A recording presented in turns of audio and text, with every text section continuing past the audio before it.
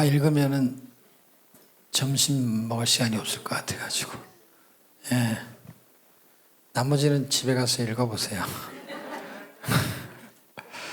예. 그 창세기 1장 1절 한번 보겠습니다.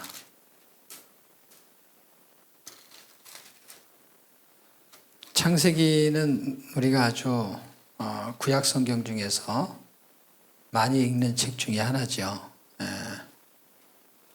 그 1장 1절은 특히 암송하는 사람들도 꽤 많고요. 같이 한번 읽겠습니다. 한 절 시작. 태초에 하나님이 천지를 창조하시니라. 예, 이 하나님이 이제 세상을 만드셨는데 그거를 이제 태초라는 시간의 개념을 이야기하십니다. 이제 하나님은 이제 시간을 창조하셨지만 시간에 갇혀 있지 않는 분이기 때문에 영원하다라는 단어가 이제 성경 읽다 보면 계속 영원하신 하나님의 나라도 영원한 하나님의 나라. 다니엘서에도 보면은 하나님의 나라는 영원한 나라다. 세상 나라는 유한하기 때문에 멸망하기도 하고 없어지기도 하고 그리고 나중에 완전히 없어지고 이 창세기에서 가장 중요한 거는 이제 1장 1절입니다. 그리고 성경에서도 가장 중요한 게 창세기 1장 1절이에요. 왜냐하면 근원을 설명하고 있기 때문에 그래요. 그래서 이 말씀이 믿어지는 사람과 믿어지지 않는 사람으로 이제 나누게 되는 거예요. 그래서 당연히 이렇게 읽으면 성경의 1장 1절은 하나님 천지를 창조하셨다 이렇게 학습은 할 수 있어요. 근데 이걸 믿는 거하고 아는 거하고는 엄청난 차이가 있습니다. 그러니까 하나님이 천지를 창조하셨다라는 것을 듣고도 안 믿는 사람이 있을 수 있는 거고, 자기 나름대로는 세상은 그냥 저절로 생겼다. 그리고 만약에 사람은 원숭이가 이렇게 점점 자라가지고 모양이 바뀌어서 사람이 됐다. 이렇게 믿는 사람도 있습니다. 그래서 성경은 하늘의 정보를 이야기하고 있지만 사람들이 그 정보를 학습한다고 해서 뭐가 해결되는 일은 아무것도 없어요. 그러면 무슨 문제냐? 지식의 전달 체계가 옛날에는 책이 되기 전에는 이제 선지자를 통해서 하나님이 선포하게 하셨죠. 그러니까 지식의 전달 체계가 전에는 이제 메신저들이 있었죠. 그래서 메시지를 전했는데 이제 시간이 지나면서 이제 성경이 선지자 역할을 대신하게 되면서 성경이 이제 선포된 말씀이 기록된 말씀으로 우리한테 이제 전달이 되고 있는 거잖아요. 그럴 때 이거를 증명할 수 있느냐? 그래서 증명하게 되면은 이제 과학적인 의미가 부여가 되고 그러면은 그 과학적으로 증명하면 사람들이 대부분이 믿을 거예요. 왜 믿냐면 과학을 신봉하기 때문에. 그래서 과학이라는 것이 굉장히 위대하거든요. 그 증명이라는 거예요. 증명. 그러면 이 성경이 맞는 말씀이다라는 걸 증명해야 되거든요. 증명할 수 있는 방법은 하나님밖에 없어요. 사람이 세상이 창조했다는 걸 증명할 수가 없어요. 뭐 창조 과학회도 있고 뭐 여러 개 진화론에 있는 학자들도 있고 여러 개가 있지만 결국 논쟁의 끝은 뭐냐? 그냥 자기가 선택해서 믿는 수밖에 없는 거예요. 어차피 과학이 아니기 때문에 믿는 거예요. 그 뭐 불교를 믿든 아니면 이슬람을 믿든 그 믿는 사람들이 자기가 선택을 하는 거거든요. 그런데 지금 어쨌든 처음 출발하는 성경이라는 체계의 첫 번째 시작이 창세기든 출애굽기든 뭐 상관없이 하여튼 맨 앞에 책이니까 시작이 하나님이라는 단어가 있다니까 하나님 그 다음에 창조 그 다음에 태초 이렇게 있다니까 하나님이라는 어떤 분이 뭘 만드냐면은 공간을 만드세요. 그래서 공간이 우리한테 주어져요. 그러면서 태초라는 건 시간의 개념을 끌고 들어가는 거니까 시간을 만드세요. 그래서 정해진 시간 안에 살아요, 우리가. 그러니까 보세요. 주어진 공간과 정해진 시간이에요.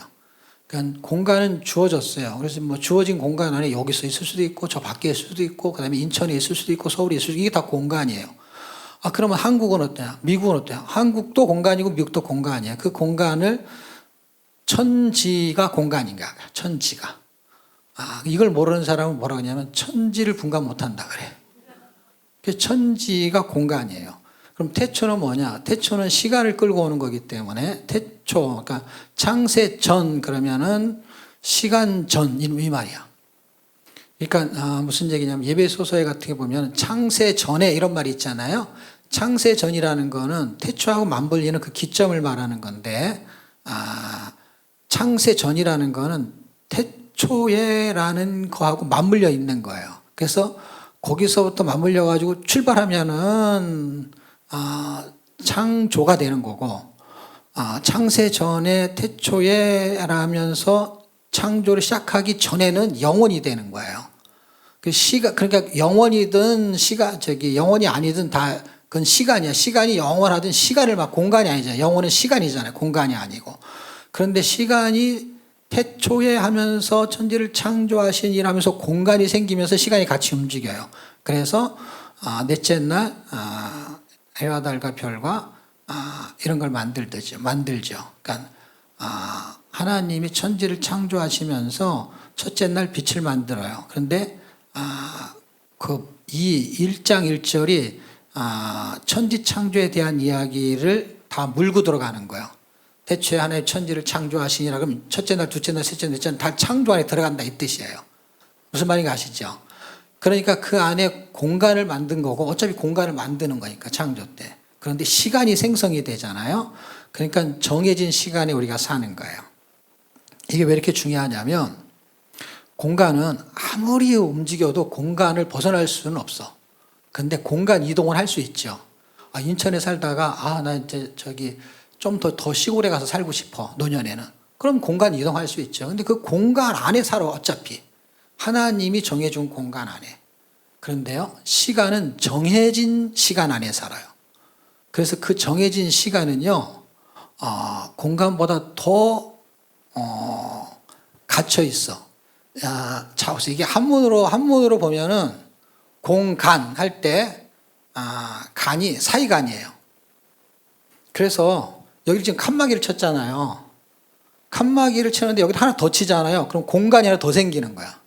그 간이 뭐예요? 여기하고 여기가 지금 하나잖아요, 하나. 근데 여기를 하나 더 쳤어. 그러면 이쪽하고 하나가 더 생기죠. 그걸 간이라 그래, 간. 간이 생긴 거야, 간이. 공간 하면은 이 공간이 지금 하나인데 하나 치면은 하나를 더 치면 두 개가 되죠.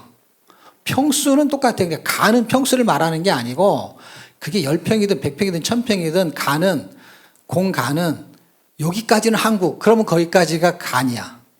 여기서부터 이 한강을 부터 이쪽은 한강, 이남, 이북, 거기서부터의 한 테두리면 그게 간인데 이렇게 칸막이로 계산하면 이렇게 칸을 치는 거예요. 칸을 치면 여기 10개도 만들 수 있죠. 공간이. 이쪽으로 가든 저쪽으로 가든 원래 지구라는 공간 안에서 지가 왔다 갔다 해봐야 그냥 그 공간 안에 사는 거예요. 그래서 사람들이 여행 다니면서 이제 여기저기 다니기는 해요. 그런데 공간은 자유롭게 이동이 가능해요. 공산권에 살면은 그것도 또 신분증 주고 왔다 갔다 해야 되니까 쉽지가 않아요. 자유롭지만 사실은 갇혀 있다는 걸 기억하셔야 돼. 내가 언제든지 이 직장 그만두고 다른 직장 가고 내가 여기서 살다가 다른 동네 이사 갈 수 있어요. 근데 그렇게 쉽지 않다는 거 아실 거예요. 한 동네 살면은요, 다른 동네 가기가 또 쉽지가 않아요. 직장 옮기도 쉽지 않고. 그래서 그게 갇혀 사는 거예요.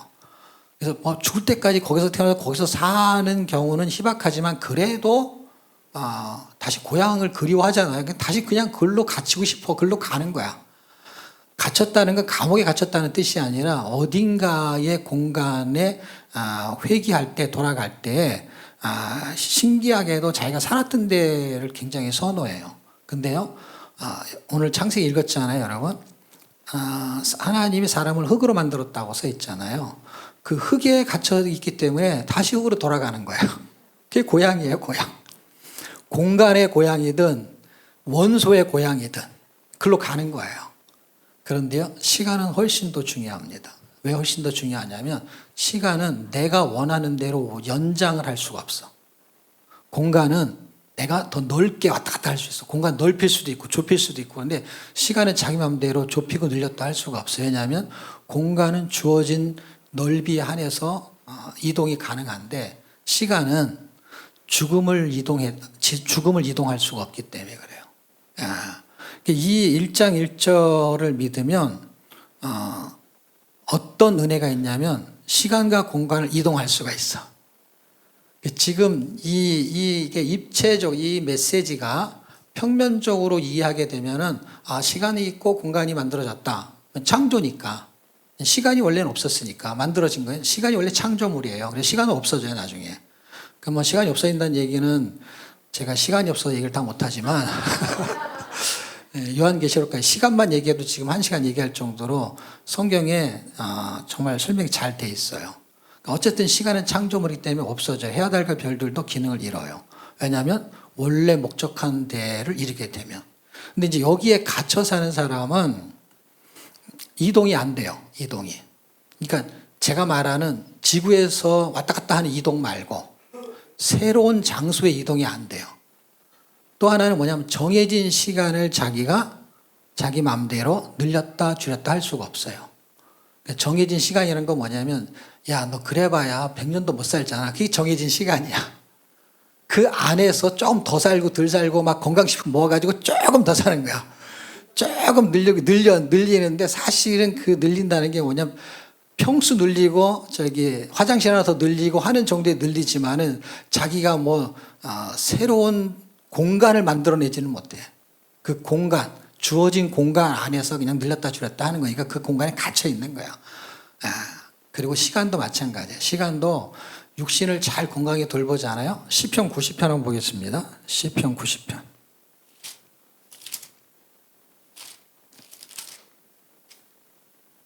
10절 말씀. 찾으셨나요? 90편 10절. 신구약 성경이 거의 가운데쯤에 있어요. 찾으셨나요? 같이 읽겠습니다. 시작. 우리의 연수가 70이요 강건하면 80이라도 그 연수의 자랑은 수고와 슬픔뿐이요 신속히 가니 우리가 날아가니이다.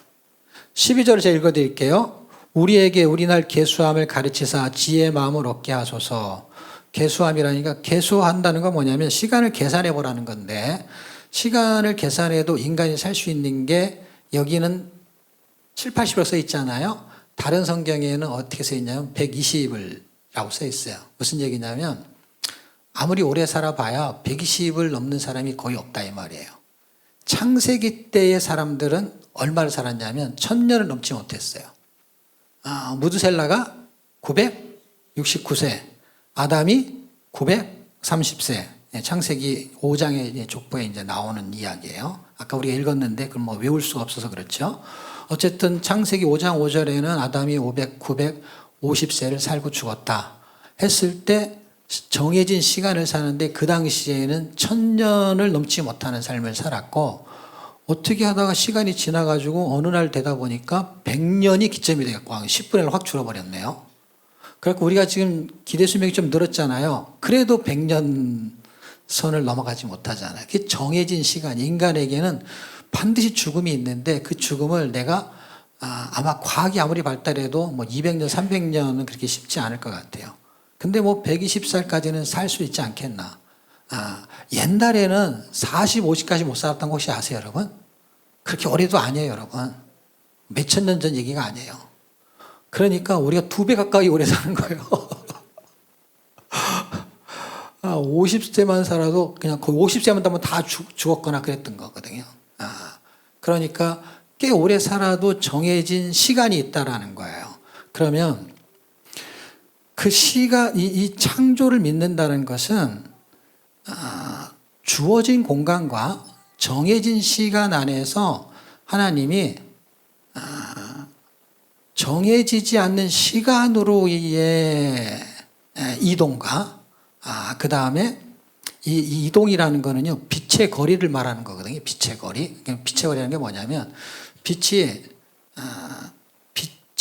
움직이면 빛이 이렇게 갔다 오는 그 거리가 있잖아요. 빛이 뭐 지구를 빛이 뭐 일주일에 몇 바퀴 돌고 뭐 그런 거 있잖아요.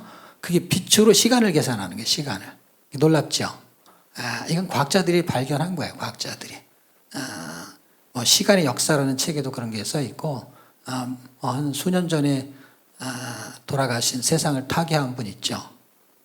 물리학자 중에 꽤 유명한. 휠체어에서 이렇게 이것만 가지고 살았던 사람. 예? 예. 그분이 쓴 책이 시간의 역사예요. 예. 거기에서 이분이 그거를 깨달아요. 근데 성경은 안 믿어요. 예. 이 사람이 믿는 거는 이제 진화 눈에 가까운 걸 믿는 거니까. 그런데 과학으로도 발견이 됐어요. 신기하게. 그러니까 빛의 거리가 이제 시간이 되는 거예요. 시간이고, 공간은 물의, 그러니까 해수면의 높낮이에 따라서 공간이 설정이 되는 거예요. 그래서 물과 물로 나뉘고는 공간. 빛이 이동한 거리니까 빛이 달, 별, 이게 다 빛이거든요. 그것이 시간을. 그래서 해와 달과 별이 성경은 넷째 날에 사시와 일자와 연한을 이루고 이렇게 써 있어요. 그걸 우리말로 번역하면 시간을 만들었다 이 뜻이에요. 사시와 일자와 연한이니까 다 한 달, 두 달, 한 해, 두 해. 그 달이 그 달이고 그 해가 그 해가. 해와 달과 만들었어. 한 달, 두 달. 그 다음에 사시와 일자 연한 해, 그것이 한 해, 두 해 이렇게 시간이에요. 그래서 태양이 이렇게 떴다 지면 하루 이렇게 되는 거잖아요. 그 시간이 정해진 시간에 이 창조를 믿는 사람은 생명을 믿는 거예요. 생명을. 하나님이 생명을 창조하셨어요. 그 생명이 뭐하고 연결되냐면 시간하고 연결이 돼요. 그래서 시간이 없어지면 죽는 거예요. 그러니까 시간이 이렇게 언제 죽을지는 모르지만 시간이 정해져 있다는 거예요. 그러니까 한 사람이 태어나서 죽는 것에 시간이 정해져 있었던 범주 안에. 그러면은 그 공간에서 살다가 죽는 거예요. 근데 이걸 깨닫는 사람은 시간이 생명이라는 걸 깨닫게 돼요. 시간이 생명이구나. 하나님이 나한테 시간을 주신 거는 생명을 주신 건데 어떤 생명을 주신 거냐면 이분이 나의 주인이라는 걸 깨닫는 사람. 그 사람이 시간을 어떻게 쓰냐 이 말이야. 시간을 어떻게 쓰냐? 그 사람이 진리를 발견하는 데 시간을 쓰면 1분 1초가 그 사람의 생명은 영원하고 연결을 시키는 힘이 움직여요. 왜냐하면 시간을 초월한 분이 새하늘과 새 땅을 만드셔서 이동을 시킬 때는 우리를 어떻게 만들었냐면 영생이라는 단어를 줬다는 것은 시간을 연장했다라는 게 의미가. 그래서 유한한 인생이 예수를 만나면 영원히 살 수 있다라는 것은 시간의 개념하고 연결이 돼요. 근데 공간을 이동해요. 신기하게. 그래서 이 땅에 사는 게 아니라 하늘 위에서 살아요. 하늘에 산다는 것은 사실은 지금 저 하늘의 의미보다는 새하늘과 새 땅이라는 개념의 의미로 이해하시면 돼요. 어쨌든 새로운 공간의 느낌을 갖게 해요. 새로운. 여기가 원래 이렇게 이렇지 않았을 거예요. 근데 여기를 어떻게 했어요? 리모델 같은 걸 했을 거 아니에요. 그러면 신기하게도 같은 공간인데 다른 느낌이 들 때가 있어요. 그런 것처럼 하나님이 이 세상은 그 베드로 후서 한번 볼까요? 베드로 후서가 이제 새하늘과 새 땅을 말해요. 뭐 새하늘과 새 땅을 말하는 거는 가장 핵심적이게 말하는 책은 요한계시록이에요. 요한계시록에 새하늘과 새 땅을 말하는데 구약 성경에서 새하늘과 새 땅을 말하는 책이 한 권 있는데 그게 이사야서입니다. 이사야 65장, 66장. 그래서 이사야서를 공부하는 건 경부에서 결론을 내는 건 새하늘과 새 땅으로 끝나는 거예요. 신기하게도. 그런데 그런 책은 너무 어렵잖아. 이사야서의 배경을 제가 설명하면서 65장과 66장을 설명해야 되니까 시간이 부족하단 말이에요. 왜냐하면 그 배경 설명을 하는데 책이 너무 덩어리가 크잖아. 그 요한계시록은 그냥 알다가도 모를 책이잖아. 그러니까 어떻게 해요? 알 것 같은데 나중에 끝으로 가면 몰라. 그래서 알다가도 모를 책이야. 근데 베드로 전서 후서 이런 거는 책이 짧잖아. 짧고 그냥 만만하잖아. 그래서 베드로로 설명을 하는 것 뿐이야. 다 똑같은 내용을 말하는 건데 베드로가 요한계시록 또는 저기 뭐죠? 그 이사야서 새하늘과 새 땅에 대한 개념을 알았다는 게 놀랍지 않아요, 여러분? 베드로 후서 3장에 보면은 이제 뭐 12절, 13절에 나오는데 거기를 보기 전에 새하늘과 새 땅이 나오기 전에는 그러니까 새하늘과 새 땅이 있다라는 건 뭐가 있다라는 거예요? 그러니까 뭐 신가옥 그러면은 뭐가 있는 거예요? 구가옥 이런 게 있잖아요. 그러니까 새 것이면 옛 것이 있는 거잖아요. 옛 세상을 얘기하는 거예요. 옛 세상을 계속해서. 지금 새로운 게 와야 옛 세상인데 새로운 게 올 거니까 지금이 옛 세상인 거야. 이 시차의 느낌이 있는 것이죠. 그 3장에 보게 되면은 6절서부터 옛날에 한번 그 홍수가 있었잖아요. 창세기 우리가 6장쯤 가면 홍수 사건 아시죠? 그 홍수 사건에 세상에 한번 멸망한 적이 있잖아요. 그거를 쓰고 있는 거야. 누가? 베드로가. 그러니까 베드로는 공부하고 자기 지식을 쓰는 게 아니라 다 계시를 받는 거예요. 계시를.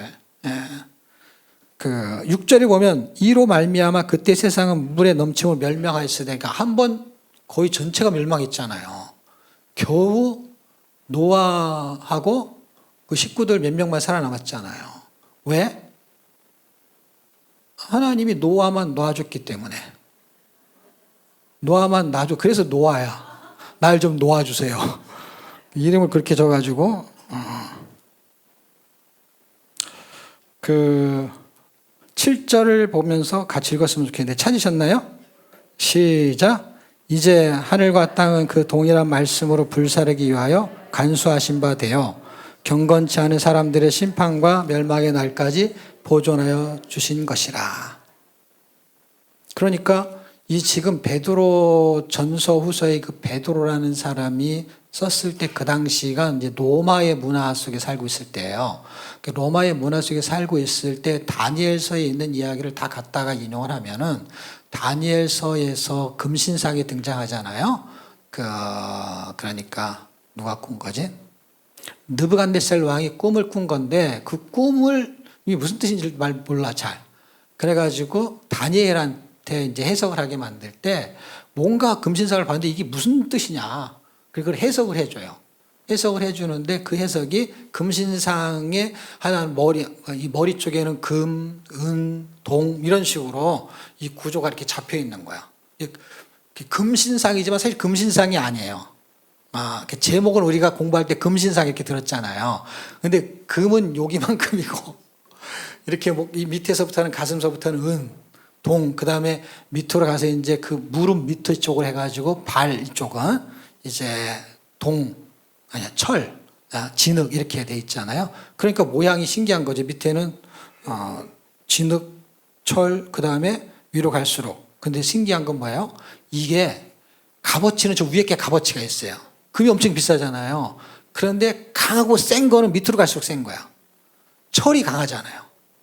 금은 약하잖아요. 이렇게 물러지잖아요. 자, 그래서 순 100% 이렇게 하게 하면 입으로 이렇게 눌러도 깨지고 막 그러잖아요. 큰 거 하잖아요. 철은 굉장히 강하죠. 칼도 만들고. 금으로 칼 만들어 보세요. 그거 어떻게 그거 쓰겠어요? 사람이 이게 어떻게, 사람보다 그게 날이 이게 제대로 서겠어요. 그게. 그러니까 이게 비싼 건데 이게 뒤로 가면 더 강해지는 거야. 그 밑에 있는 마지막 그 로마라는 나라가 위에서부터 바벨론, 그 다음에 페르시아, 헬라, 로마 이런 구조 속에서 이 4대 열강이 움직일 때 가장 강한 나라가 로마 나라인데 그게 이제 철에 해당이 되는 거예요. 그래서 오죽하면 철의 나라 뭐 그런 거 들어보셨어요? 강한 나라죠. 그 나라가 멸망하는데 그 강한 나라의 핵심이 로마예요. 로마. 그래서 너무 신기하게도 여러분 그 베드로 전서 지금 후서를 보니까 전서를 가깝지요. 전서 5장. 로마라는 시대에 지금 이 베드로 전후서를 쓰고 있는 거예요. 그런데 금신상의 머리가 뭐죠? 금신상의 머리의 나라가 누구죠? 바벨론이잖아요. 그 바벨론이 총칭어야. 총칭어인데 그 총칭어가 바벨론이잖아요. 그러니까 로마 시대 때에도요, 뭐라고 하냐면은 바벨론이라는 단어를 써요. 너무 신기하지 않아요? 13절. 13절을 찾으셨나요? 거기에 뭐라고 나오죠?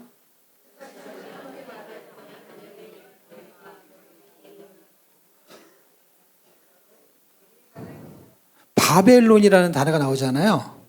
바벨론에 있는 교회가라고 했잖아요.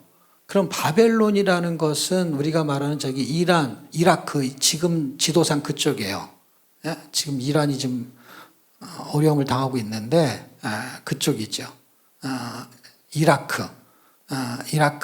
거기가 이제 그 강이 두 개가 이렇게 흘러가는, 유프라tes 티그리스강이 흘러가는 그 위에와 밑에 이렇게 진을 치고 있는 나라죠. 대단히 강력한 나라죠. 그쪽이 이제 바벨론인데 로마는 약간 위치가 다르죠. 근데 지금 여기서 말하는 바벨론에 있는 교회는 할 때 이 교회는 로마 교회를 말하는 거예요. 로마에 있는 교회. 그러니까 로마 교회를 왜 바벨론 교회라고 했냐는 거예요. 그리고 지금 요한계시를 우리가 지금 알다가도 모를 것 같으니까 설명하면은 시간은 많이 가고 알게 하려고 그러면 시간이 많이 걸린단 말이에요. 그러니까 이제 로마서 강의 또 따로 있으니까. 아니, 요한계시록에서 여러분 계속 읽어보면 무슨 단어가 나오냐면은 로마 시대 때 쓴 책인데 로마라는 단어는 잘 안 나오고 바벨론이라는 단어가 계속 나와요. 바벨론은 멸망할 것이다. 바벨론은 무너졌다. 과거형을 쓰고 무너질 것이다. 무너졌다. 무너졌도다. 이렇게 막 3번씩 강조하고 그 바벨론이 로마를 말하는 거예요. 로마를 바벨론으로 지칭하고 여기도 지금 로마를 바벨론에 있는 교회로 말해요. 뭐예요? 세상 나라의 총칭어가 바벨론이기 때문에 그래요. 그거를 다니엘서에서 정리해 줘요. 그러니까 내가 왜 바벨론을 얘기했죠? 바벨론 얘기하려는 게 아닌데 지금 이 옛 세상과 베드로서 2장 5절 베드로 전서 2장 5절에 보면은 옛 세상이 나오죠? 그렇죠? 그러면 새하늘과 새 땅은 아까 우리 3장에서 본 그 새하늘과 새 땅이잖아요. 그럼 그건 새 세상일 거잖아요. 그렇죠? 그럼 지금은 뭐예요? 옛 세상도 아니고 새 세상은 당연히 아니죠. 아직은 안 왔으니까. 예? 그건 현 세상이죠. 옛 세상과 우리는 새 세상 사이에 살고 있어요. 그러니까 뭐예요? 옛 세상이 멸망했죠. 지금 현 세상이 멸망한다는 거 안 한다는 거예요? 한다는 거. 어떻게 멸망한다는 거예요? 옛 세상처럼. 옛 세상은 멸망의 도구가 물이었고 현 세상, 지금 세상의 멸망은 도구가 뭐라는 거예요? 불이에요. 그러니까 전쟁 나면 다 불이 움직이는 거예요. 불이. 핵전쟁 일어나고 지금 난리가 나잖아요. 그래서 한 나라가 지금 이제 언젠가는 핵이 터질지도 모르는 시대에 왔어요. 진짜로. 그래가지고 핵시설을 파괴하거나 하게 되면 그 옛날에 그 일본이 그 미국하고 전쟁할 때 항복하게 된 이유가 뭔지 아시잖아요. 수소폭탄, 그게 다 핵과 연관된 거죠. 엄청 강한 거죠. 그래갖고 그 주변에는 그냥 풀 한 포기도 안 나고 그렇게 핵을 나라들이 만드는 거예요, 이제. 그래서 전쟁이 나서 죽을 때는 다 불타 죽는 개념이 가까운 거예요. 지금 성경대로. 그야말로 불바다가 되는 거야. 다 이렇게. 비행기가 날아다니고 폭탄이 날아다니고 하면서 떨어지면 다 불날 것들이 되게 많은 것이죠. 그러면 이 개념을 이해한 사람들이 지금 창조의 개념을 이해해야만이 피할 곳이 있는 거예요. 피할 곳이. 잘 생각해 보십시오. 공간은 한정되어 있는데 공간이 없어진다는 거예요. 지금 이 얘기는. 공간이 없어지는데 어차피 살다가 죽으면 공간이 없어지지 말든지 그냥 다 죽을 거니까 전쟁이 나서 죽든 늙어서 죽든 차에 치여서 죽든 굶어서 죽든 죽을 거잖아요. 그러면 시간의 개념도 별 의미는 없어요. 정해진 시간에 살다 죽으면 되는데 좀 일찍 죽냐 좀 오래 사냐 그 차이야. 그래 봐야 50보 100보예요. 왜냐 다 100년 안에 다 죽는 건 마찬가지니까. 그런데 이 말씀이 믿어지는 사람은 공간을 이동한다는 걸 이해하셔야 되고 그 다음에 시간을 연장한다는 걸 이해하셔야 돼. 그러니까 이걸 믿는 사람은 시간을 진리를 탐구하는 데 구도자의 자세를 취하는 거예요. 제가 요새 요한복음을 영어로 암송하는데요. 여러분 그 옛날에 공부한 사람, 영어 공부한 사람 잘 알죠? 정철이라는 사람. 정철이 구도자의 삶을 살았더라고. 구도자님 살다가 예수님을 만난 거예요. 이분 예수를 만난 거예요. 그러니까 구도자의 삶을 사는 사람들은요, 실력이 어느 정도인지 아세요? 목사님 ben치는 수준으로 실력이 좋아져. 깨달아 가는 거. 그리고 목사님이 말하는 걸 그 교회 출석하니까 자기 교회 뭔가 메시지를 받잖아요. 그럼 깨달음이 있어, 그런 사람들은. 근데 구도자가 아닌 사람들은 수십 년을 교회를 다녀도 능그러기가 앉아 있는 거야. 딱. 그래갖고 깨달음이 없어. 너무 신기하지 않아요? 예수를 믿는데. 근데 정철 같은 사람은 나이 들어서 늙어서 예수를 믿는 거야, 말하자면. 그런데 그 사람은요, 머리가 팡팡 돌아가. 지금 7순이 넘은 것 같은데. 7순이 넘었는데도요, 이렇게 말하는 거 보면요, 이 머리만 조금 숱이 좀 없어지고 그랬죠? 엄청 건강해 보여, 얼굴도. 그리고 활기가 있고, 생기가 있고. 구도자의 진리를 찾았어, 이 사람이. 와. 그 세상에서 이 사람은 제가 이 강의를 들어보니까 이 사람은 영어 전공자도 아니래요. 그러니까 여러분 신학 전공자도 아니잖아. 근데 성경 통독은 하잖아요. 정철이 영어 전공자가 아니라고요. 예? 그래서 자기는 공부가 너무 힘들었대, 처음에. 이 문법 다 외우고.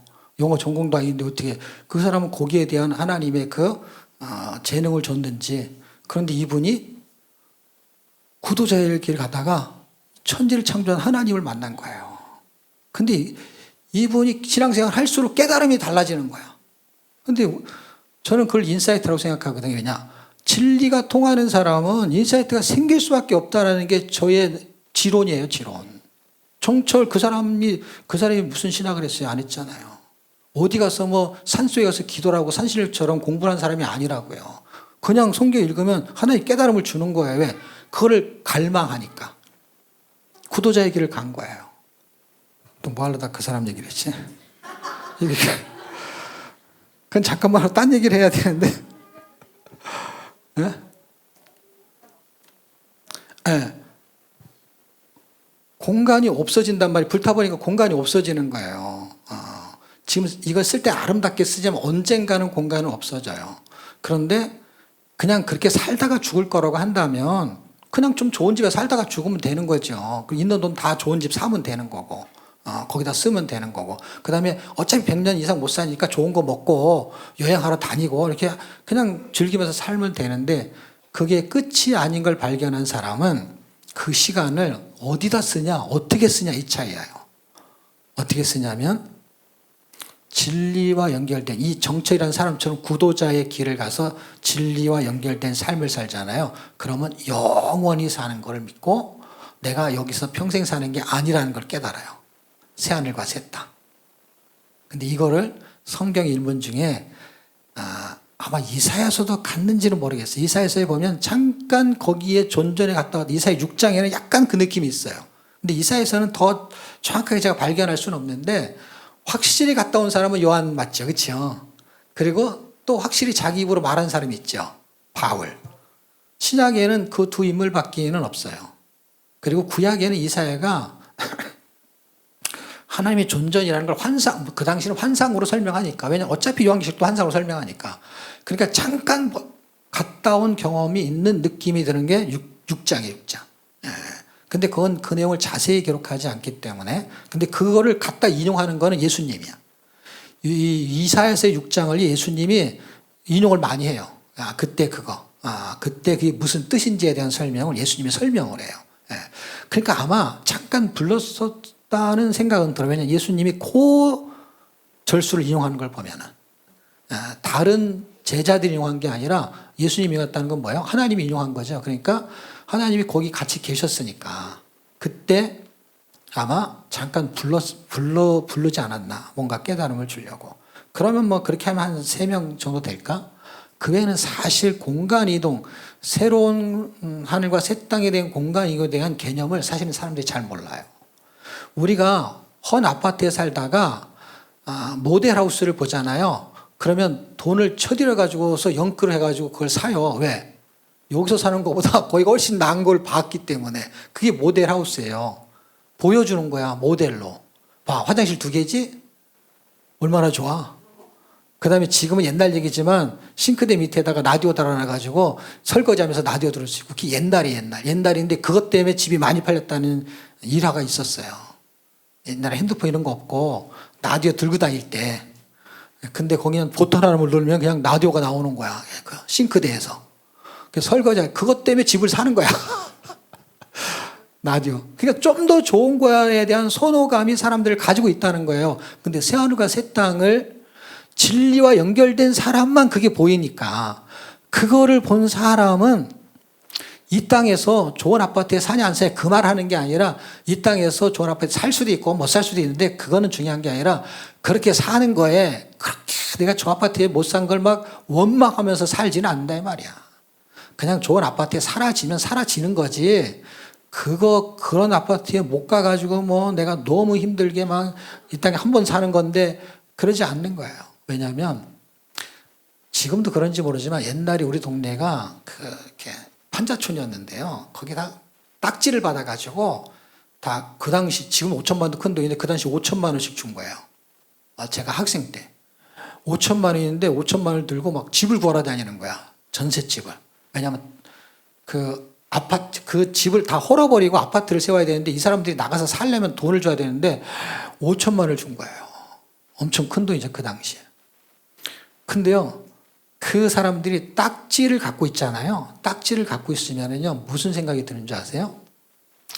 허름한 집에 살아도 자기는 이제 그 딱지가 뭘로 바꿀 거냐면 새로운 아파트.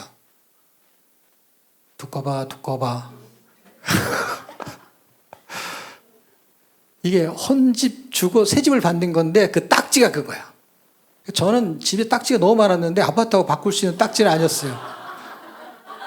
그리고 그 딱지 다 어릴 때 다 엿바꿔 먹고 다 주고 없었어요. 그래갖고 난 그 종이 딱지도 없어가지고 나한테 있는 딱지는 딱 하나밖에 없었어. 코딱지밖에. 그리고 집도 코딱지만 내가 살고. 그런데 그 딱지를 갖고 있는 사람들은요. 내가 이렇게 허름한 집에 사는 것 때문에 자존감이 절대 안 낮아져.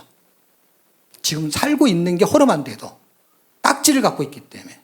우리는 새하늘과 새 땅의 딱지를 갖고 있는 사람들이에요. 그걸 누가 느끼냐면 제가 여러분한테 주는 게 아니라 진리하고 연결된 이 새하늘과 새 땅, 천지가 창조된 걸 믿는 사람만이 믿을 수 있는 그 다음 단계. 이걸 안 믿는데 무슨 지옥과 천국을 믿고 새하늘과 새 땅을 믿겠어요. 하나님이 없는데. 내가 창조된 게 아니라 진화된 건데 그걸 뭘 믿어요. 근데 이걸 믿는 사람은 삶이 어떻게 달라지느냐. 시간이 생명이라는 걸로 느끼면서 살면서 진리와 연결된 삶을 사는 거야. 성경을 통해서 진리와 연결된 건 예수와 연결된 거, 하나님과 연결된 거니까 그게 어디예요? 새하늘과 새 땅과 연결되니까 공간 이동이니까 딱지를 들고 있는데 자존감이 떨어지지 않는 거야. 적어도 집 때문에는.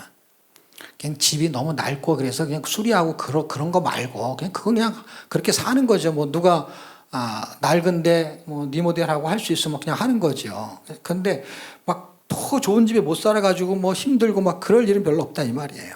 그냥 깨끗하고 그냥 쾌적하게 살려고 하는 정도의 수준인 거지 그냥 그거는. 그냥 막 앞으로 막 좋은 데 갈 거니까 그냥 아무렇게나 막 그냥 곰팡이 집에 살고 그런 뜻이 아니고. 그렇지만 저쪽에 소망을 갖는 사람.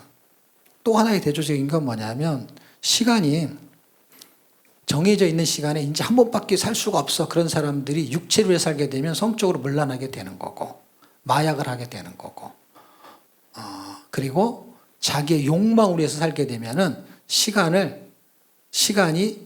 그렇게 죽여지잖아요. 자기의 생명을 갉아먹는 거예요.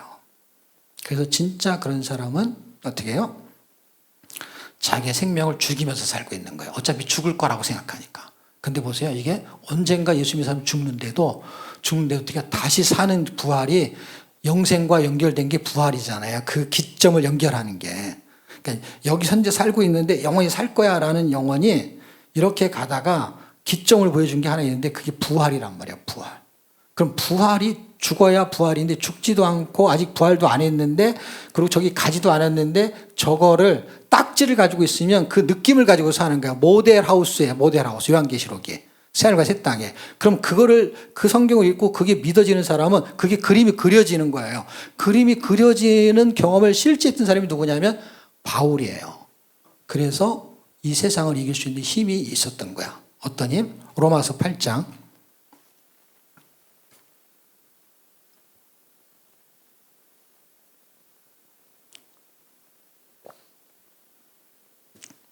로마서 8장을 보겠습니다.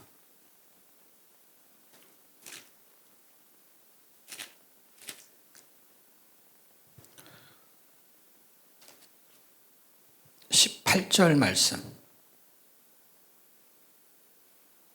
찾으셨나요? 시작. 생각건대 현재의 고난은 장차 우리에게 나타날 영광과 좋게 비교할 수 없도다. 제가 옛날에 이 성경을 읽을 때는요, 지금 제가 30살에 제가 결혼을 했어요. 30에 결혼을 하고 그리고 35에 제가 목사 안수를 받았어요. 그리고 전도사 때 교회를 개척을 했고, 그러니까 목사 되기 전에 교회를 개척을 했고요. 개척한 상태에서 이제 안수를 받았는데, 그리고 40세쯤 되었을 때가 한 2003년에서 2004년 정도 돼요. 내 나이가 정확하지 않아가지고 제가 정확하게 모르겠어요. 하여튼 그때쯤 되는 것 같아. 그러니까 생각해 보니까 그때 성경을 본격적으로 제가 읽기를 시작했어요. 읽기를 시작해갖고 2013년도가 됐을 때가 거의 10년이 됐잖아요. 2003년, 2004년이니까. 그때 우리나라에서 굉장히 큰 출판사에서 저한테 책을 써달라고 요청이 와서 쓴 책이 이제 뭐 비전통독, 그다음에 말씀간통 이런 책이에요. 그래서 그 책을 쓰고 나서 한 10년 동안 뭘 했냐면은 세미나를 했어요. 그렇게 50대를 보냈어요. 40대는 성경만 10년 동안 읽었고, 그리고 50대 10년은 책을 쓰는 바람에 세미나를 하러 다녔고, 그리고 이제 60대가 된 거잖아요. 2022년, 23년 이때가 이제 60대가 되기 시작한 거예요. 그때부터 제가 2033년까지 세운 계획이 있는데 60대까지는 성경 통독원을 좀 많이 세워야 되겠다. 그래서 사람들한테 이 사역을 할 수 있도록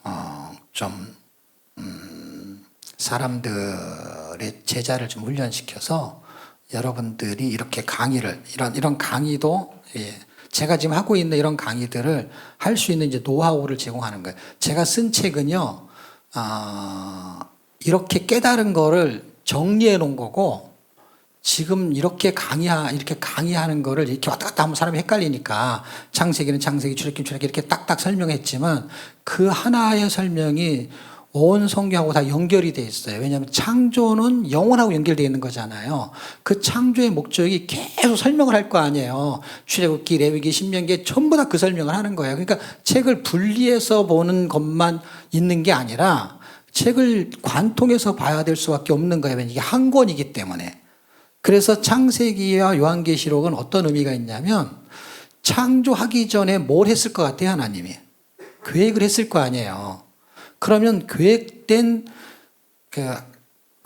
창조가 되는 거잖아요. 그러니까 요한계시록은 예정되어 있는 거잖아요. 앞으로 그렇게 될 거잖아요. 예정된 종말에 의해서 계획된 창조가 이루어진 게 성경이에요. 어렵지 않죠? 요한계시록은 예정론이니까 예정됐잖아요. 그렇죠? 근데 창세기는 계획에 의해서 창조가 됐을 거 아니에요. 그러니까 무슨 얘기냐면, 이 건물을 져요. 그럼 짓기 전에 뭘 만들어요? 설자로 시작하고 도자로 끝나는데. 설계도가 계획이에요. 하나님의 계획이 요한계시록이라고요. 종말이 종말이 마지막이잖아요. 그러니까 이걸 몇 층까지 지을 거야, 계획이 있을 거야, 지하는 몇 층까지 파고, 그게 종말이라고, 이게 그냥 없어진다는 게 종말이지만 완성이잖아, 완성. 완성도를 만드는 게 설계도잖아요. 그 완성도의 설계도가 요한계시록이니까요. 요한계시록. 요한계시록에 예정된 종말에 의해서 이렇게 결과가 날 거를 예정이 돼 있는 거, 그러니까 설계가 돼 있는 거, 새하늘과 새 땅이 있을 것을 계획하고 세상을 만든 거잖아요. 새하늘과 새 땅을 먼저 만든 게 아니라. 그러니까 저렇게 되기 위해서 지하를 판 거예요, 지하를. 몇 층까지 올라갈 거냐? 66층까지 올라가는 거예요. 예를 들자면. 그랬을 때 이거에 대한 계획에 의해 예정된 종말에 의한 계획된 창조가 창세기인 거고, 예정된 종말은 요한계시록 거고, 그러니까 하나님의 계획에 의해서 움직이는 거죠. 아무 생각 없이 만들었다가 기분 좋으니까 뭐 복을 주고 기분 나쁘니까 그냥 비를 많이 내리게 하고 그런 게 아니라고. 하나님의 기분을 잘 살펴야 되는 거야. 뭐 얘기하려고 될는지 모르지만 어쨌든 제가 전에는 이걸 잘 몰랐어요. 근데 그렇게 성경을 막 10년, 20년 읽고 강의하고 그다음에 이제 사람들한테 이거를 전수해 주고 싶은 거예요. 제가 쓴 책으로는 부족하다고 느끼는 거죠. 그 책도 꽤 내용이 꽤 방대하긴 한데 그걸로 학습해 가지고는 인사이트가 한계가 있는 거예요. 왜냐하면 이게 어우러진 게 너무 많기 때문에. 제가 왔다 갔다 하는 것 같아도 이 사람 보세요. 바울이라는 사람이 로마서를 쓸 때의 이유와 목적과 배경과 그 다음에 8장을 쓸 때의 18절쯤 들어있다는 거는 이게 16장으로 되어 있는 게 이렇게 쭉 가다 중간쯤이잖아요. 자기가 이야기를 막 전개시키면서 자기의 생각을 쓰는 거야. 생각컨대. 그러니까 자기가 생각해 보니까 내가 이게 현재 고난받는 거 그건 아무것도 아니구나. 왜? 장차 나타날 영광을 내가 봐버렸기 때문에. 근데 이 얘기가 전에는 제가 못 깨달았다는 거, 못 깨달은 게 무슨 뜻이냐면 장차 나타날 영광을 모르니까. 그런데 세상에 살면서 이해가 되는 건 하나 있어요. 그게 뭔지 아세요? 이미 영광이도 뭐든 상관없이 인생을 살아본 사람이 있잖아. 엄마, 아빠. 그런데 애를 딱 보니까 어떻게 해요? 너 게임만 하지 마. 공부하는 게 현재의 공부는 장차 나타날 직장과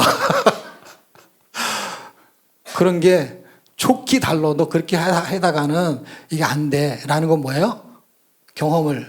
그 과정을 경험한 거잖아요. 그런데 이거는, 이 영광은 우리가 살아온 인생으로 비유로 제가 설명을 할 수 있지만 이거는 설명이 안 돼요. 영광을 알아야만 설명이 되는 거예요. 우리가 살았기 때문에 애한테 설명하는 거야. 너 그렇게 하면 안 돼. 이렇게 해야 돼. 라는 건 걔가 모르는 거야, 아직. 네가 살아봐. 엄마 말이 맞지. 그 살아보면 늦으니까. 늦으니까 이거는 말을 안 할 수가 없는 거야. 왜냐하면 지금 해야 이게 되는 건데 이게 얘가 다 살아본 다음에는 엄마 말을 들을 거 이러면 엄마가 너무 속상하잖아. 그러니까 막 잔소리를 하는 거죠. 그런데 바울이 똑같은 거예요.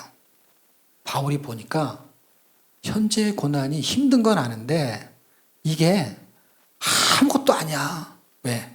영광을 생각하면. 여러분, 아내가 남편한테 이런 말을 할 때가 있어요. 직장에서 너무 힘들어. 그래가지고 남편이 너무 힘들어갖고 아내한테 나 이제 직장 그만 다니고 싶어. 그러면 아내가 뭐라 그래요?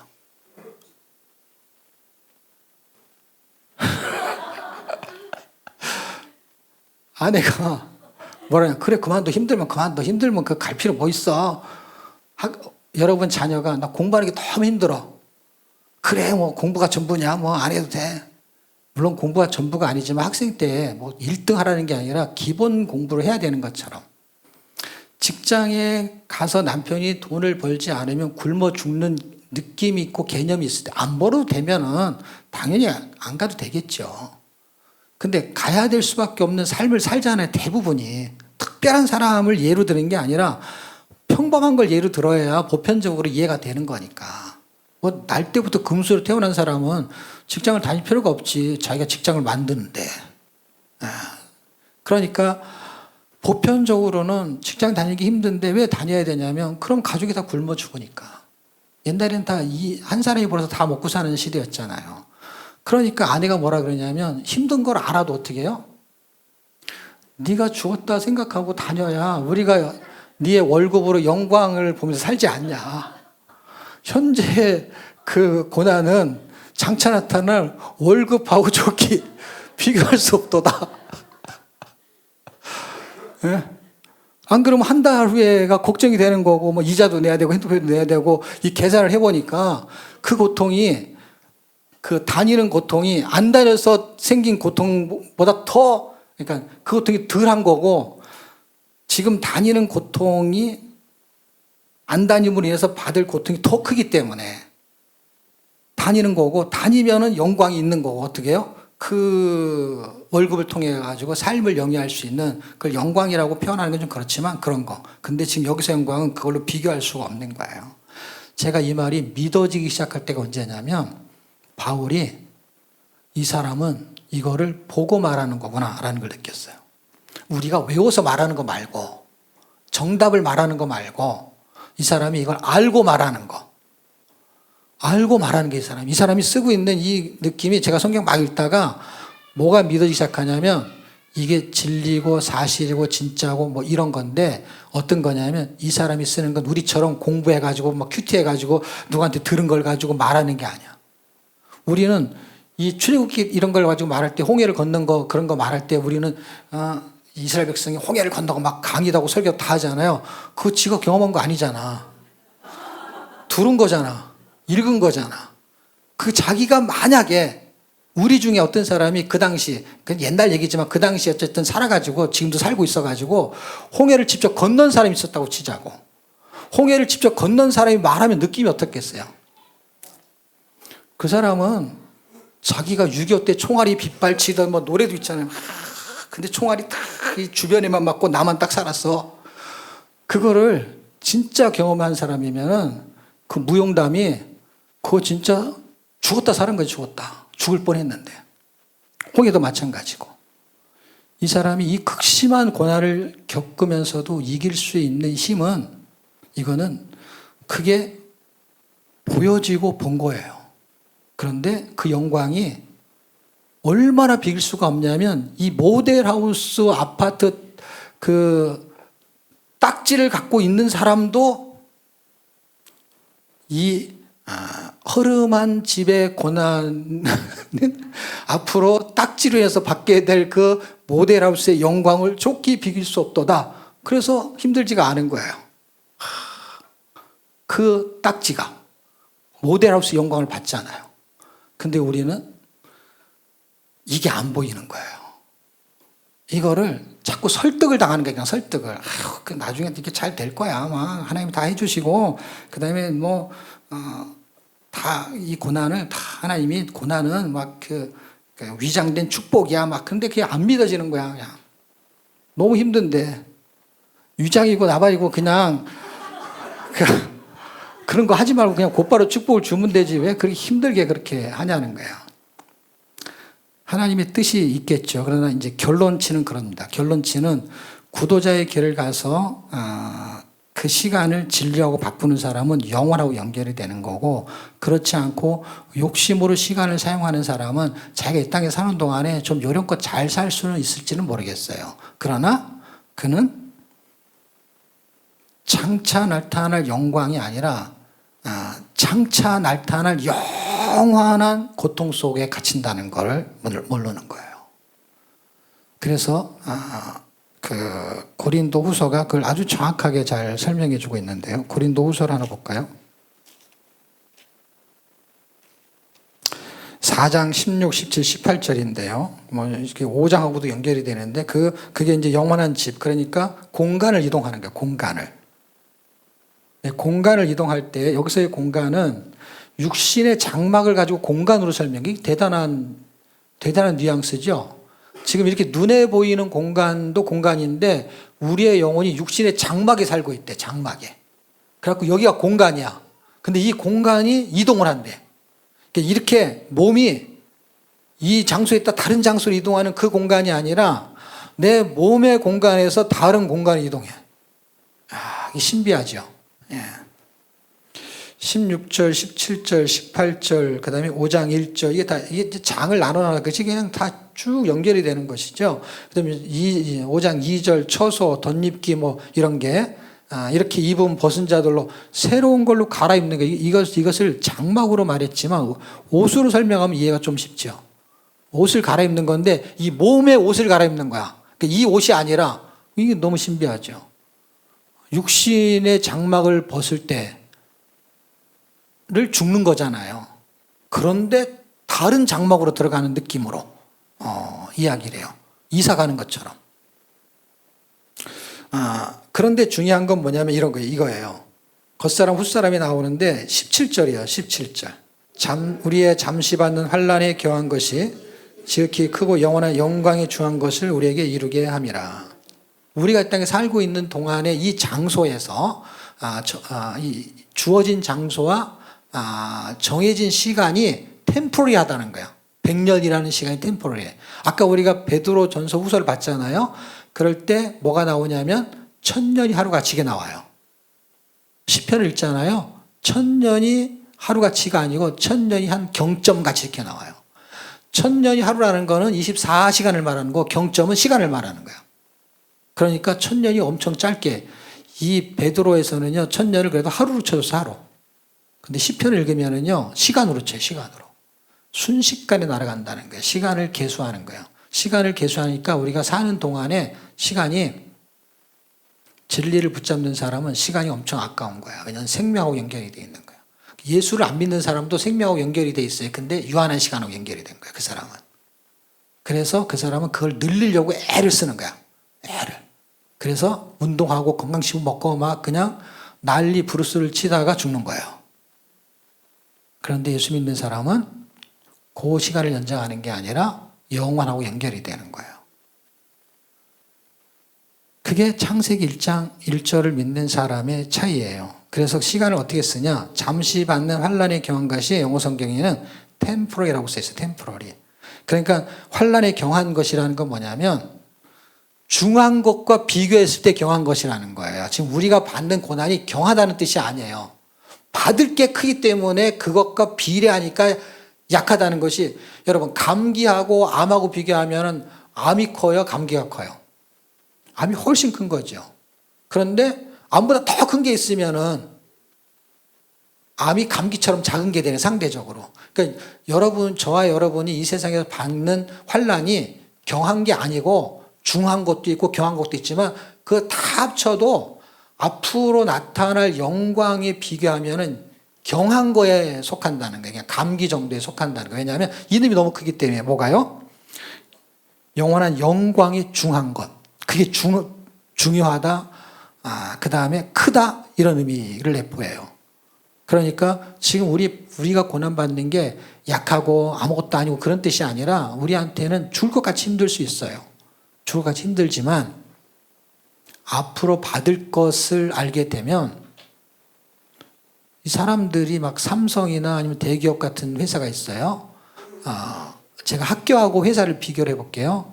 여러분, 학교가 똥통학교가 있고 명문고등학교, 명문학교가 있다고 쳐요. 똥통이라는 건 이름이 똥통이 아니라 그냥 후진학교. 그렇죠. 좋은 학교를 명문학교 이렇게 말하잖아요. 그러니까 좋은 학교는 명문학교라고, 안 좋은 학교는, 제가 학교 다닐 때는 다 야 너 똥통학교 다니 이렇게 얘기를 들어가지고 다른 단어를 잘 모르겠어요. 그러니까 별로 안 좋은 학교. 근데 안 좋은 학교에 가잖아. 그럼 되게 좋아요. 선생님이 뭐라고 안 해요. 숙제 안 해가도 뭐라고 안 해요. 자유가 넘치는 학교. 명문학교에 가잖아요. 그러면 율법이 넘치는 학교. 야, 복장이 그게 뭐야. 일로 와봐. 인사를 왜 안 해? 여기는 인사를 안 해도 뭐라고 안 해요. 왜? 뭐라고 했다가는 인사를 안 해요 라고 한 사람이 얻어 터져. 그 사람이 선생인데. 그러니까 여기는 학생을 잘 안 건드려. 그리고 얻어 터지지 않더라도 아예 말을 안 들어. 그럼 막 정학시키고 뭐하고, 그게 아주 그냥 일사불란하게 일어나는 학교야. 그래서 학교를 그냥, 제가 옛날에 친구들이요, 집에 있는 것도 왜 학교 안 가? 정학당했어. 그런 애들이 그냥 동네 그냥 그게 다 친구야. 그 동네 애들은 다. 그 동네 애들이. 우범 지역이야, 거기는 항상. 옛날에 어디로 잡아가고 그럴 때 있었잖아요. 예, 그럴 때 있잖아요. 트럭 같은 게 제일 먼저 온 동네야. 그런 동네. 군인들이 막 내리고 막 잡아가려고. 근데 여기는 어때요? 여기는 도시락 2개씩 싸갖고 다니면서 공부를 해야 돼요. 공부를 많이 시켜. 그런데 이 학교는 명문학교라 그래요. 그런데 사람들은 이렇게 좋은 학교를 가기 싫어하고 이런 학교를 가고 싶어해요. 직장도 똑같다는 거 아십니까, 여러분? 일이 힘들지 않은 데가 있고 일이 힘들 데가 있어요. 근데 여기는 경쟁이 치열해. 근데 여기를 가려고 해요. 왜요? 월급을 많이 준다고. 그러니까 힘든 일인데 가려고 해요. 어떤 사람도 가려고 그러는지 아세요? 이 일을 잘 몰라. 뭐라 그러는지 아세요? 내가 배워서 하겠다 그래. 내가 배워서 할 테니까 가르쳐 달라는 거야. 월급을 많이 주니까. 근데요, 교회에서는요, 배워서 하겠다는 사람 없어. 어떤 자매가 목사님 기도 좀 해주세요. 근데 그 전에 이 자매가 목사님한테 부탁을 하나 들었는데 거절을 했어. 무슨 부탁을 했냐면 주일학교 교사들이 너무 부족해가지고 이 자매한테 좀 주일학교 교사를 해달라고 부탁을 했어요. 그랬더니 이 자매가 거절을 했어요. 거절하는 이유가 뭔지 아세요? 한 번도 안 해봐가지고 못하겠다 그랬어. 근데 이제 어느 날 이 자매가 이제 결혼할 남자가 생겨가지고 이 자매가 이제 기도 부탁을 하러 왔어. 목사님, 제가 결혼하려고 하는데 기도 좀 해주세요. 그랬더니 목사님 뭐라 하는지 아세요? 한 번도 안 해본 걸 어떻게 하려고 그러냐고.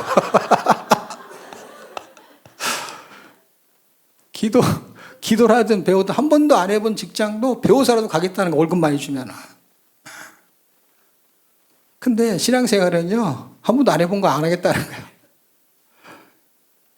이 구도자의 진리를 발견한 사람의 자세가 다르다는 게 제 말은. 그 사람이 신앙생활 잘했냐 못했냐는 두 번째 문제고, 자세가 다른 거예요. 돈을 더 준다고 하니까 이 사람이 일을 잘하는지 못하는지 두 번째 문제고, 일단 거기에 가가지고 자기가 수익을 올리겠다는 게, 근데 그게 고난스러운 일이에요. 고난스러운 일인데 그걸 왜 하려고 그러냐고.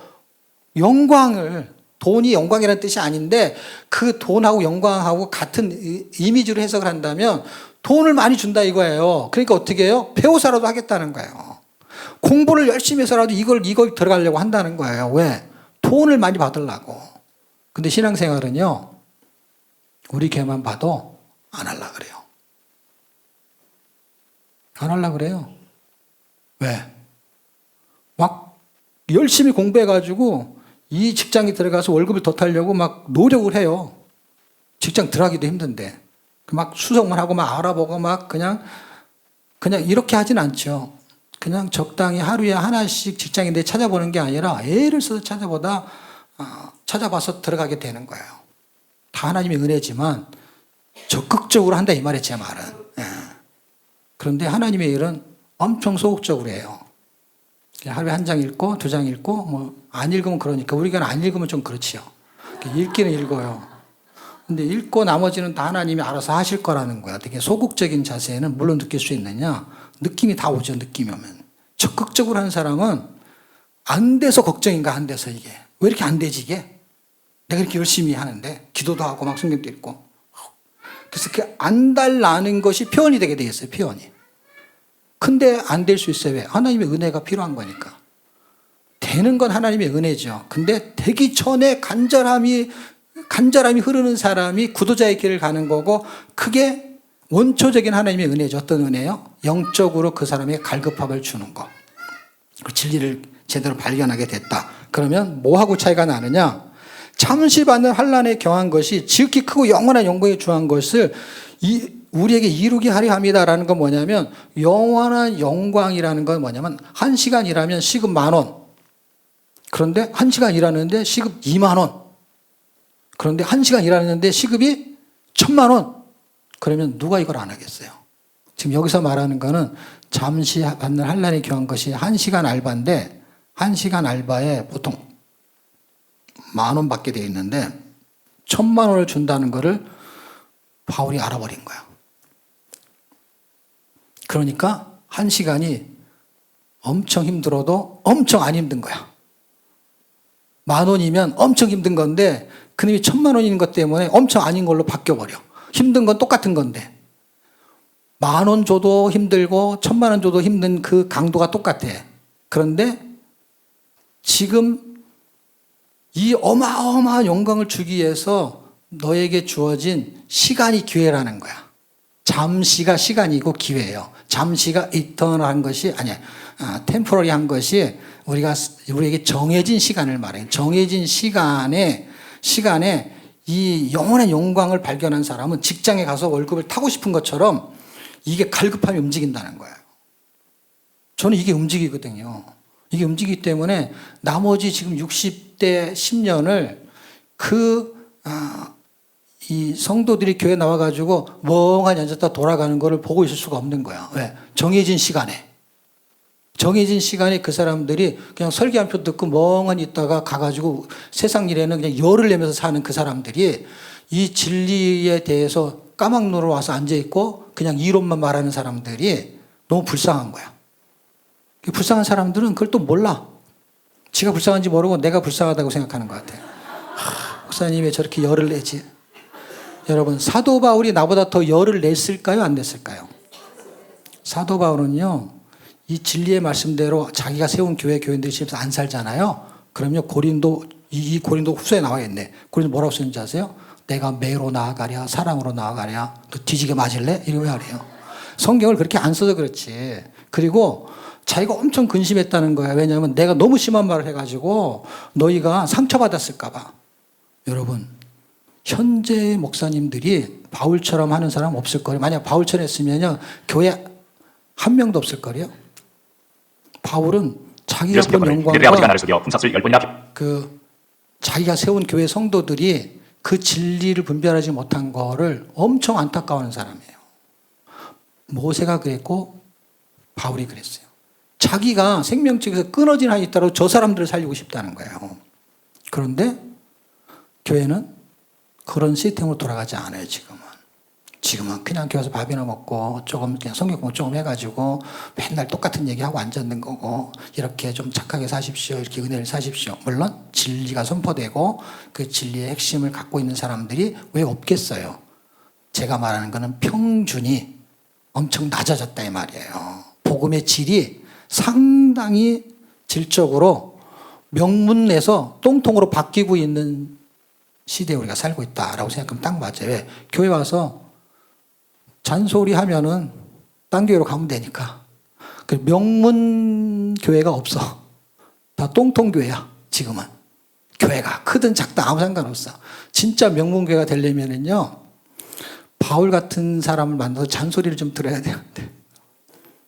여러분 다 잘 읽어보십시오. 엄청 바울이 심하게 그 사람들을 바른 길로 인도하고 싶어가지고 애를 썼다라는 것을 그 바울의 심정을 아실 거예요. 여러분 읽어보면. 만약에 바울이 그렇지 않았다면 저도 그렇지 안 하게 할 거예요. 예수님이 그랬다면. 예수님이 그냥 좋은 마음만 했을 것 같아요? 절대로 그렇지 않아요, 여러분. 무슨 얘기냐면 하나님이 다 하시고 하나님이 은혜를 주셔야만 되는 건 맞아요. 그렇죠? 그러면 하나님이 선지자를 보내면 될까요? 안 될까요? 선지자는 세상하고 달라서 잔소리꾼이야. 이래라 저래라 그렇게 하면 안 된다. 그 말 하는 거야. 그럼 선지자를 보내야 돼요? 보내지 말아야 돼? 보내지 말아야지. 하나님의 뜻대로 다 언젠가 하나님이 하시면은 선지자를 왜 보내냐고. 하나님이 하시지 선지자를 왜 보내서 선지자하고 싸우냐고. 에레미야 같은 사람 왜 보내냐고. 에세이 같은 사람 왜 보내냐고. 그럼 무슨 얘기예요? 그렇게 살면 안 된다는 얘기를 해야 되는 거잖아요. 근데 교회에서 그런 얘기 요새 해요, 안 해요? 안 하지, 못 하지. 그러면 교인이 나가는 게 아니라 목회자가 잘리는 수가 있으니. 이런 시대에 우리가 산다니까요, 이런 시대.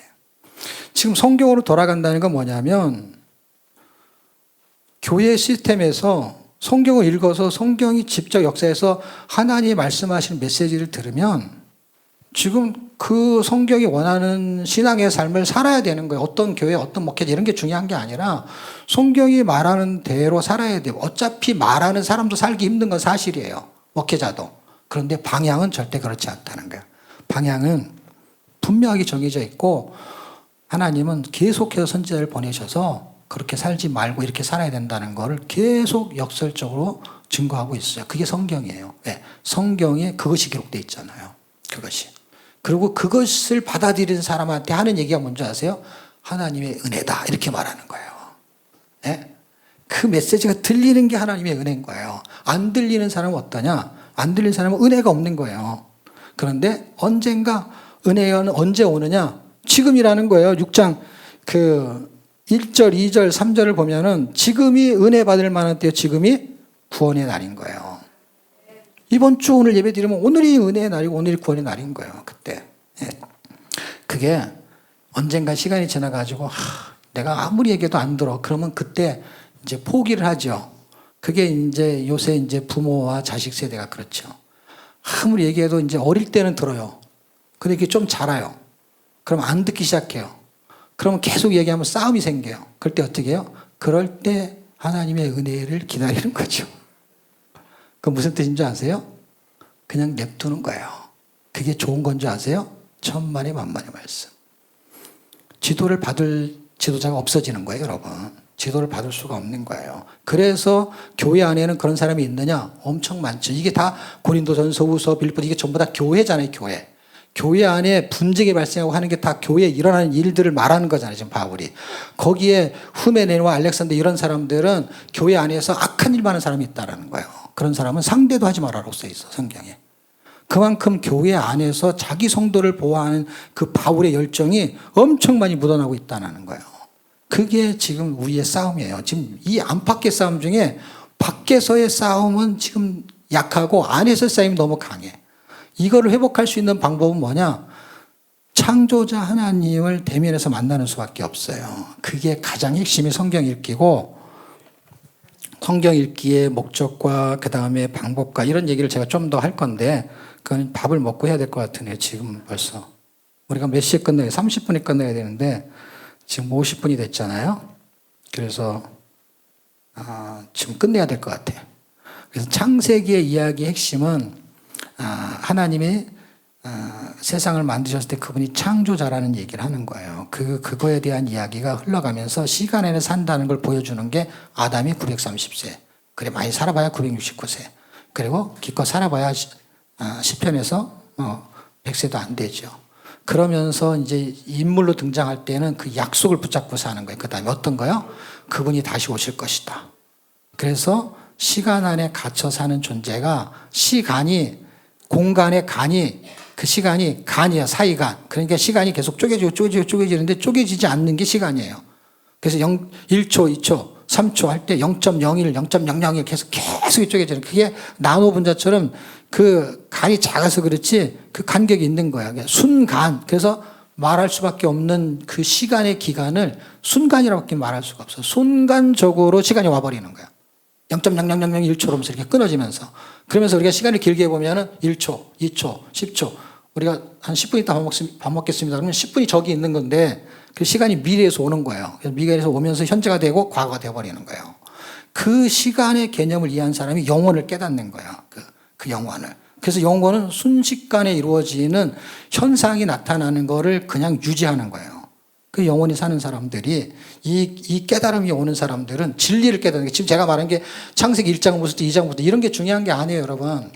뭘 깨닫는 거냐면 창조자가 사람을 통해서 그를 통해서 깨달음을 줄 때에 창조자를 깨닫게 하는 약속을 믿게 만드는 거고 진리를 믿게 만드는 건데 그게 창세기 전체에는 아담한테 약속했어요. 누굴? 여자의 후손을. 그래서 낳고 사람이 낳고 족보하면 계속 누굴 낳잖아요. 그게 여자의 후손을 낳는 거예요.